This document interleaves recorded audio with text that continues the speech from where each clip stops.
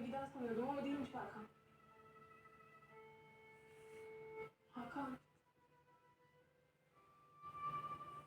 Derdin neydi o zaman Sibel? Bunun amacını verip işte. Deməli, bax, gedirdik Sankt Peterburg'da. Qardaşım, bacım Sankt Peterburg'da təhsil alırdılar.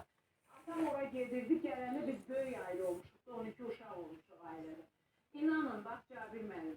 Heç kəsə heç nə almırdıq. Hamı konfet alardı, bir də mamama nə bilim, ev üçün nələr salardı. Mənə isə corab, bankiklər, o vaxt yadımdadır, məktəbə, orta məktəbə.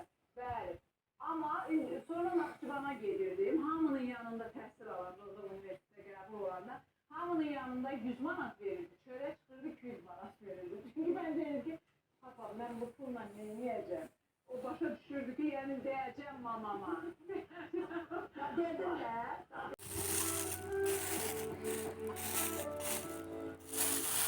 Başkəri birinci paleta başlayan hospitalı her bütün sağlamlığın şeklinde dayanarak öz muhasır avadanlıkları ve güçlü ekspatlı hekimleri ile 24 saat haftanın bütün günleri faaliyete başlıyor. En son teknolojiyalarla təşkil olmuş laboratuvar hizmetleri, radyoları şöbeti, anlatılı, kaçlara dönüşüm, üç dekomasyon ve sütlerin mamaları testisinin 24 saat hakkında hizmet ediyor. Şimdi sahipler olarak laboratuvarıya